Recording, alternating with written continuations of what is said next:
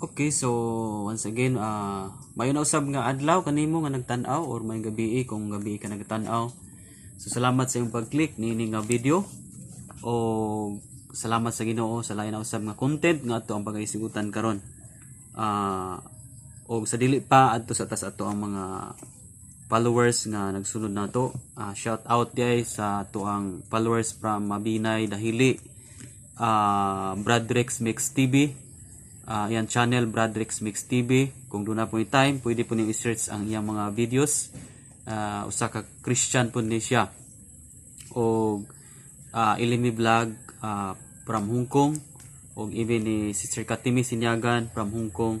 And Lorimi Baez from Cebu. Ang atong mga makusganon kayo nga mga followers sa ato ang JDC Vlog TV. O sa tanan nga mga viewers nato from Luzon, Visayas at Mindanao, kutob sa maabot sa atong channel JDC Vlog TV. Kung bago pa kanini nga video, pwede nimong i-subscribe and click the button notification bell para in my next video ma-update ka sa ato ang mga videos. This channel is all about Jesus Christ. Wala ta nag-introduce og religion, sikta, unsang grupuha. Only the Word of God ang ato ang i-explain, ato ang ato siyang emphasize ang kamayo sa Ginoo in this channel. Mga Bible information ni siya, mga pangutana nga naghatag natong kalibog og atong pangayong kaalam sa Ginoo nga in this channel daghan tang makatunan sa atong mga kalibugan sa ato ang pagakristohanan. So karon atong isigutan ning mga dagkong butang nga makapasalaag sa tao. Duna di ay mga dagkong butang nga makapasalaag sa tao gikan sa kamatuoran. Kana bang naatas kamatuoran nya makakita ka ni mga dagkong butanga, kung imo ni siyang iada, pwede kang masalaag sa imuhang pagtuo. Pwede kang pasalaagon sa demonyo kung dinhi na ka nakapokus ini mga butanga. So unsa man ni mga butanga? Ato ning ikutlo diha sa John chapter 2 verse 23 to 25 akong pagabasahon. Samtang si Jesus didto sa Jerusalem sa panahon sa kasaulugan sa pagsaylo, daghan ang nanuo kaniya sa pagkakita nila sa mga milagro nga iyang gihimo. Apan si Jesus wala mosalig kanila, kay nasayod man siya sa tanang tawo. Wala kinahanglan nga sultihan ba siya ni bisan kinsa, may tungod sa mga tawo tungod kay siya mismo nasayod man kun unsa ang ana sa ilang kasing-kasing. So in this story, Jesus Christ na adto sa Jerusalem, daghan kay sa mga milagro nga gihimo. Unya ang mga tawo matud pa sa istorya, mituo sila dili sa gisulti ni Jesus Christ kundi sa mga milagro nga ilang nakita. But si Jesus miingon kanila nga wala daw siya, apan si Jesus wala mosalig kanila. So si Jesus wala mosalig kanila nga naman. Unsa kay rason nga si Jesus wala mosalig kanila? Tungod kay ang mga tawo nga nanuo didto dili sa iyang pagtulon-an, dili sa iyang teaching, kundi sa mga milagro nga ilang nakita. So Jesus Christ wala siya nag-promote og miracle, wala siya nag-promote og milagro, kundi gi-promote niya ang gisugo sa Ginoo. Nagwali siya, nagsangyaw nagsangyaw sa pulong sa Ginoo. So mo na yang gi-promote. Nganuman iyon sa diri kay nakabalukos inyong kasing-kasing.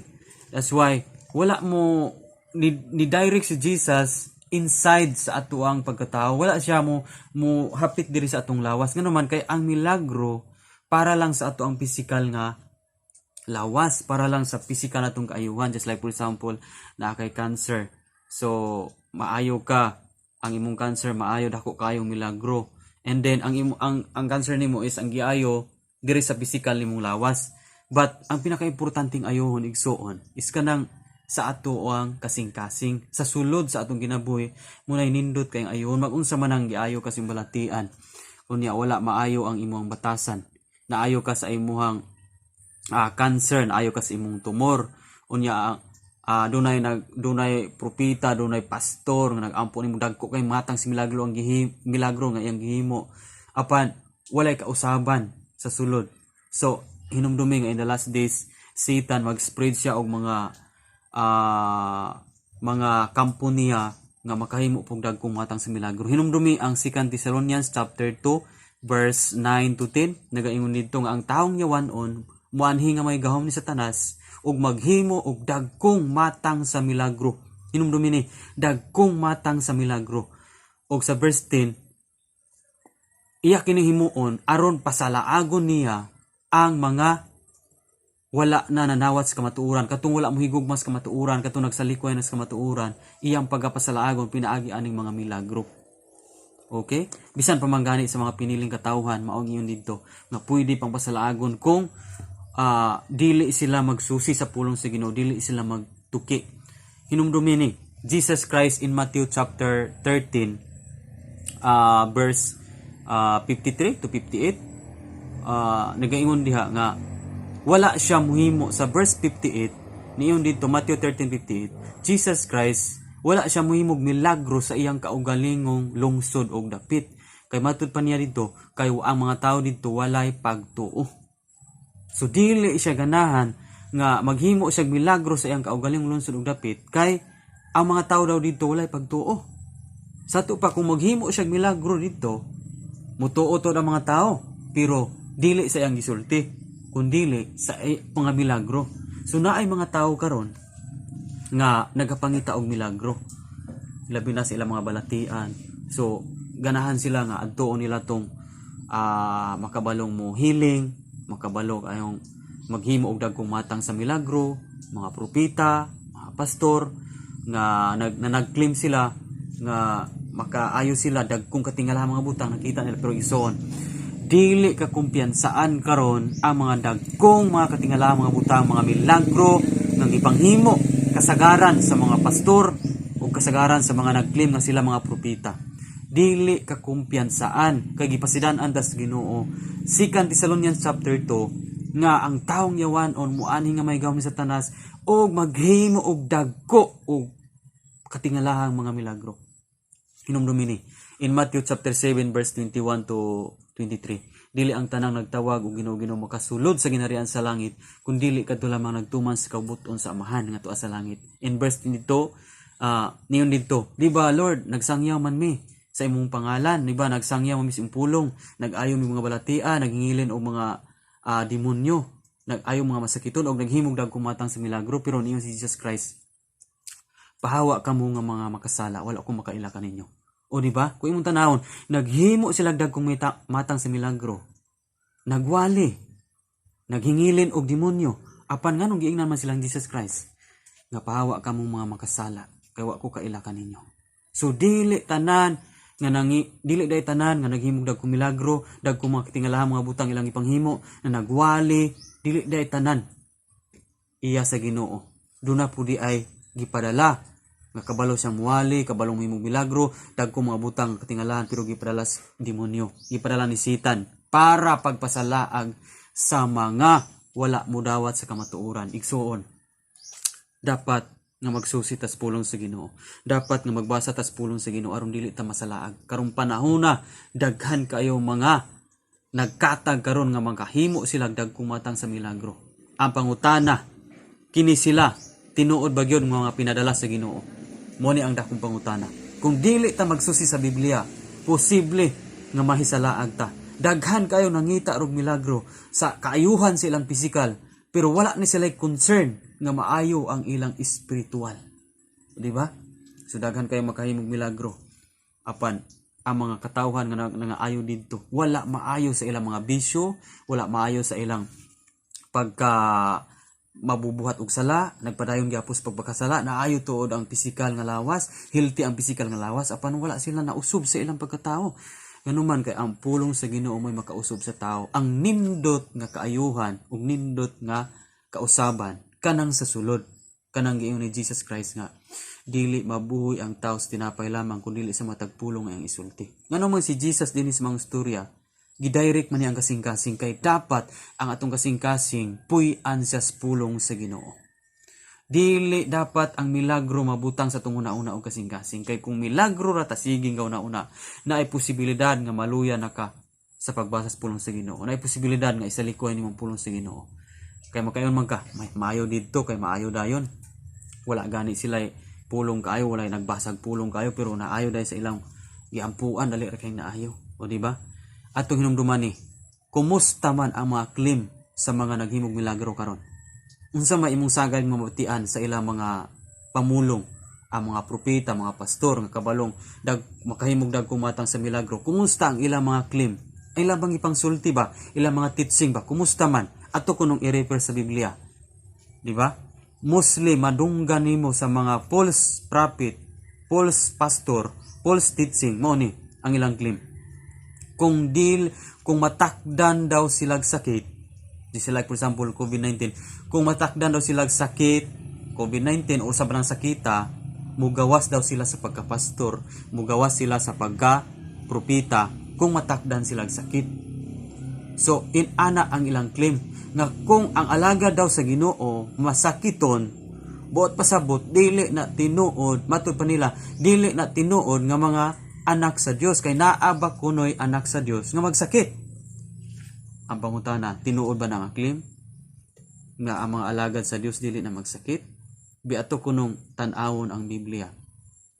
Diha sa 2 Kings chapter 13. 2 Kings chapter 13. Atong susihon ang Biblia. Kung nakay Biblia, pakibasa. 2 Kings chapter 13. Verse 14. Og buday rektas 20. Matod pa sa verse 14.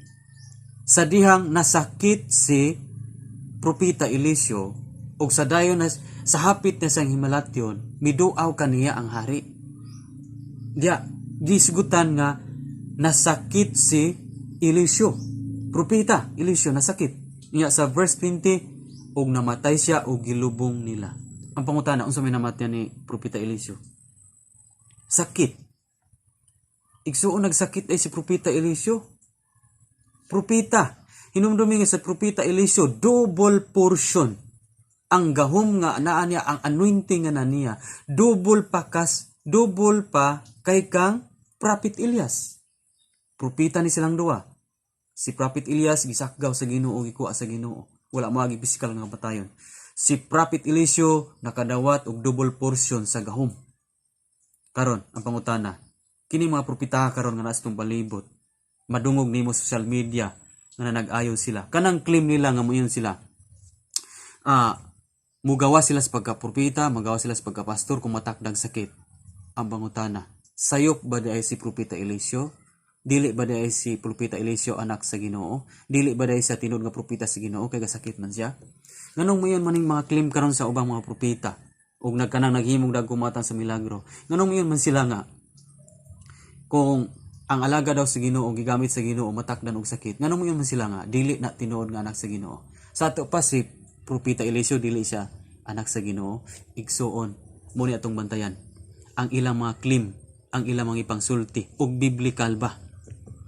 Daghang gasakit sa Biblia mga alagad sa Ginoo. Si Job gasakit, si propeta Eliseo gasakit, si King Ezekias gasakit, si Timothy gasakit, diba? Apan mga gigamit sila sa Ginoo. So usa kada kung lie, it is a big lie sa mga nagwali karon nga naghimo sila dagkong matang si milagro katingalahan. Ya moingon sila nga ang kana kuno mga alagad nga magsakit dili tinud nga anak sa Ginoo. Ug kung sila kuno magsakit, mugawa sila sa pagka-pastor, mugawa sila sa pagka-propeta. Dako kay nang lie. Ilang gibutangan og mindset ang mga tao nga sila gamhanan kaayo. Mas gamhanan pang propeta Eliseo. Og kana nga klase sa claim, usa kana siya ka pride, usa na siya ka taas kayo, high kayo, garbo kayo. Murag gina-down nila ang mga alagad sa Ginoo diri sa Biblia ang isgutan nga nagbalatian. Gidaw nila si Eliseo, gidaw nila si Job, di ba? Kana nga claim gidaw nila ang mga alagad diri nga dunay balatian. Igsuon kini nga video ato ning gihimo content para to protect sa matag igsuona nato mga Kristiyanon karon. Labi na kung dunay mga Kristiyanon karon tigsimbahan ton sila pero nangita og milagro. Tanawa ang ilang lifestyle. Milagro ang ilang ipangita. Niadto sila atong mga pastor propeta nga makamilagro. Tanawa ang ilang kinabuhi. Naluya na sa pagbasa sa pulong sa Ginoo. Naluya nang muampo. Wala nay binasahan, wala nay biditit, di anay sa pulong sa Ginoo. Why? Tungod kay ang milagro pwede makapasalaag sa tao. Mga dagkong butang nga makapasalaag sa tao. Igsuon kung nagtan-aw kini nga video. ayaw pagsalig sa mga milagro.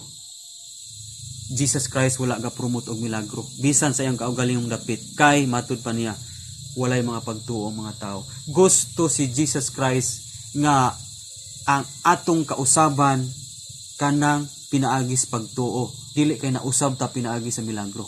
Kay ang kausaban nga pinaagis milagro, dili na siya tinuod, usa kalay. Kay ang kausaban nga tinud-anay kanang nituo kauna ni Jesus Christ. Di ba? Dunay gilansang dito sa cross. Nangitag milagro ang usa. Niyon ang usa sa Lucas 23, 39 to 43. Niyon ang usa ka tulisan. O ikaw man ka ang Misayas. Kanang Misayas manuluwas na ang meaning ana. Ikaw man dugay ang Misayas. Di luwas sa imong kaugalingon og kami buot pasabot kadto nga tulisan nangita sa milagro. Pero dunay usa ka tulisan nga mibadlong ningon. Kani biyang iyang kahimtang dili biya ni bagay niya. Kita biya dapat ini kay kita nagbuhat gyud tag sala. Ug mingon siya ni Jesus Christ magtutudlo kung maghari kana hinumdumi ang taon ako unsa may gitubang ni Jesus Christ. Karon dayon ikauban ti kas paraiso. Nganuman nga gatong maong tao giingnan niyang karon dayon ikauban ti kas paraiso. Tungod kay wala siya nangita og milagro. Kundili mituo siya sa Ginoong Hesukristo nga maoy manluluwas apan katong usa nangitag milagro. Yun siya. Dahil ikaw managay, ipakita ko no nga Misaya ka. Luwas mi. Luwas sa imong kaugalingon og kami. Nangita og milagro. Kabantay ka ni Thomas. Si Thomas gisaway ni Jesus Christ. In John chapter 20 verse 29, gisaway ni Jesus Christ si Thomas. Ganun man si Thomas din siya. Dili ko makakita sa bangag sa iyang kamot, o dili na ko mahikap ang iyang kilid o iyang tiil. Dili ko mutuo. O di ba? Karon kay Jesus Christ mipakita man. Sirado ang ilang gitiguman pero ni kalit rago Jesus Christ. Ug niyon Jesus Christ ang kalinaw maana kaninyo. Kurat dayon si Thomas giingnan sa Jesus Christ. Thomas, hikapa, tanawa kong kamot, tanawa kong kilid. Yung giduslak ba, tanawa. Unsay gitubang ni Thomas, Ginoo ko og Dios ko. Niyon si Jesus Christ 29. Nituo ka ba kay naa kay nakita? Bulahan ang mituo bisag walay nakita. Igsuon, bulahan day ang mutuo ni Jesus Christ bisag dili ka mangitag milagro. Kanang pagtuo natong Jesus Christ dako na kayo ng milagro ang sunod ana. Dapat mutuo tauna and then miracle musunod siya. Dili kay milagro ang pangitaon usa ka mutuo sa Ginoo. Dako kayo ng sipyat, dako kayo ng lain ni Satan na milagro ang iyang ipapangita nimo.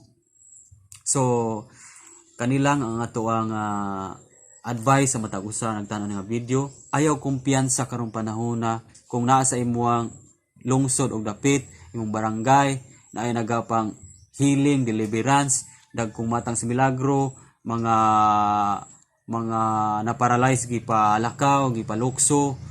Ayaw kumpiyansa aning mga tawhana. Istadihi ang ilang claim, istadihi ang ilang gipromote. Kumusta ilang gipromote? Nagpromote silang milagro pero wala nila gipromote ang pulong sa Ginoo. Mostly ang ilang pagsimba puros milagro ang ipa-testimony, puros miracle ang madungog sa tao.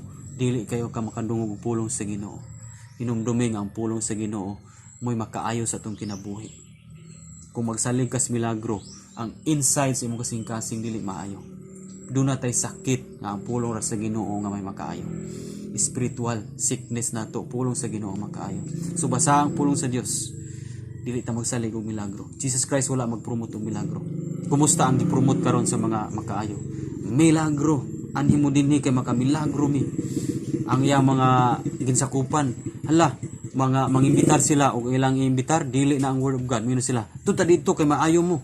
At tuta dito kay to among leader makaayo makamilagro. Kumusta ano itabo? Ang leader nila mo'y na idol. Idolatry.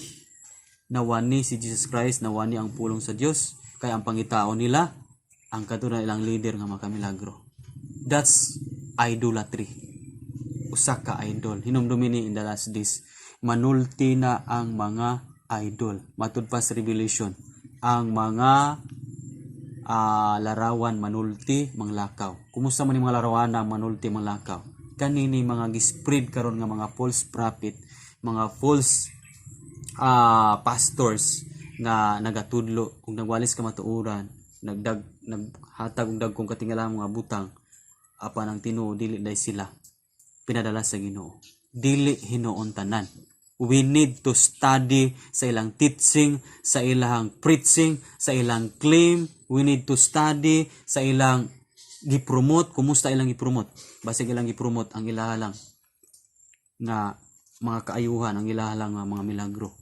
Wala nila gipromote ang pulong sa Ginoo. Christian, magmatata. Christian, be rise up. Kinahanglang magmatata. Og we need to promote the Word of God. Kinahanglang ang Word of God mo atong ipromote. Dili ang mga milagro. God bless sa imong pagmamati. Glory to God.